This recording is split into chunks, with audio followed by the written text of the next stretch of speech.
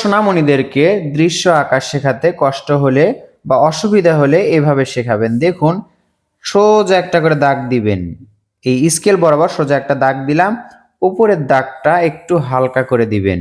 দেখুন, এই কৌশলে একবার শিখিয়ে দেখুন, তারা অনায়াসে শিখতে পারবে, মোটেও কঠিন হবে না আপনাদের শেখাতে। এরপর কি করতে হবে, মাঝে একটা ত্রিভুজ আঁকতে হবে। ঠিক মাঝ বরাবর আমি কিন্তু ছোটদের দৃশ্য আঁকছি, এভাবে একটা দাগ এবং এইভাবে একটা দাগ। এটা কিন্তু আপনারা করতে পারবেন, আপনাদের জন্য সহজ হবে, সোনামণিরাও সহজে আঁকতে পারবে। নিচের দিকে একটা সোজা দাগ, এখান থেকে আরো একটি সোজা দাগ। বন্ধুরা, আপনার প্রিয় সোনামণিদেরকে ড্রয়িং শেখান, এভাবে শেখাবেন। এখানে একটা দাগ, এখানে একটা দাগ, এই দুই দাগটা আবার সোজা করে মিলে দিতে হবে। দেখুন কত সহজেই সুন্দর একটা ঘরের শেপ আঁকা হয়ে গেল। এবার সোজা না করে এভাবে ঘুরেই আবার নিচের দিকে নিয়ে আসুন। এখানে একটি বৃত্ত আঁকুন, বৃত্ত আকারে একটি জানালা আঁকলাম, এখানেও বৃত্ত আকারে একটি জানালা আঁকলাম। যদি ত্রিভুজ দিয়ে আঁকা হয় সমস্যা নেই, চতুর্ভুজ আকারেও আঁকলে সমস্যা নেই। এই দাগটা আমরা স্পষ্ট করে দিলাম, সুন্দর একটা ঘর আঁকা হলো। এবার কি করতে হবে, দেখুন এখান থেকে একটা ভি লেটার আঁকবো, এখানে একটা ভি লেটার আঁকবো। এই যে দেখুন, এখান থেকেই নিচের দিকে একটা দাগ টানবো এত দূর পর্যন্ত, এখান থেকেও এত দূর পর্যন্ত, আবার দেখুন এখান থেকে নিচে এত দূর পর্যন্ত এবং এত দূর পর্যন্ত।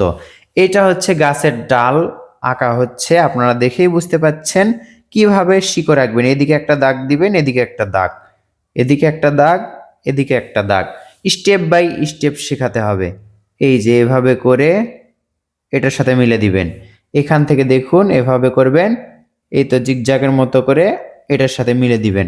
কত সহজ না আঁকা, আমরা শুধু কঠিন করে ফেলি। এবার দেখুন, রাবার দিয়ে আমরা উপরের হালকা সোজা দাগটি মিশে দিব, এজন্য আমি বলেছিলাম দাগটি হালকা করে দিবেন, মেশাতে সুবিধা হবে। কিছুটা গোল আকৃতির মতো করেই দেখুন, গোলাকার আকৃতির মতো করে আমরা উপর দিকে উঠে আবার দেখুন গোল করে নিচের দিকে এই দাগের সাথে মেলাবো।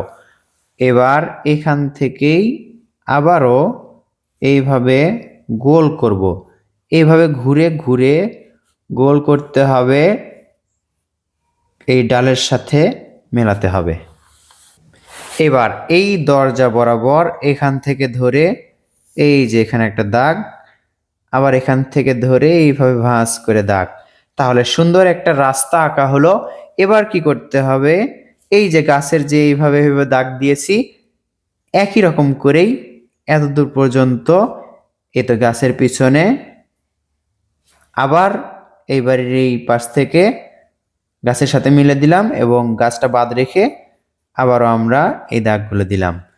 তাহলে দেখুন দূরের গাছপালা আঁকা হয়ে গেল।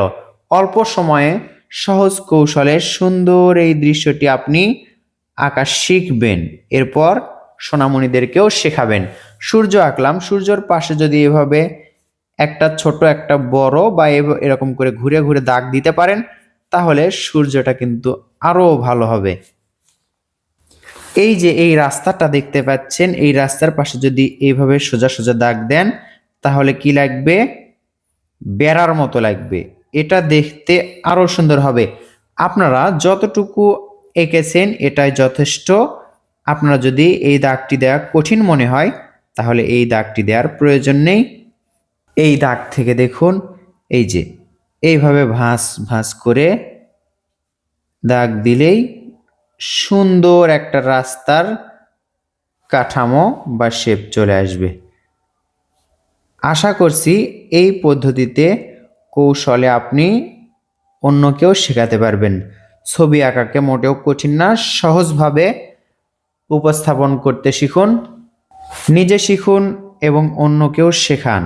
আমাদের ড্রয়িং রংধনু art and drawing YouTube channel বা ফেসবুক পেজের ভিডিওগুলো যদি আপনার ভালো লেগে থাকে অবশ্যই লাইক করবেন, কমেন্ট করবেন এবং শেয়ার করবেন অন্য বন্ধুদের মাঝেও।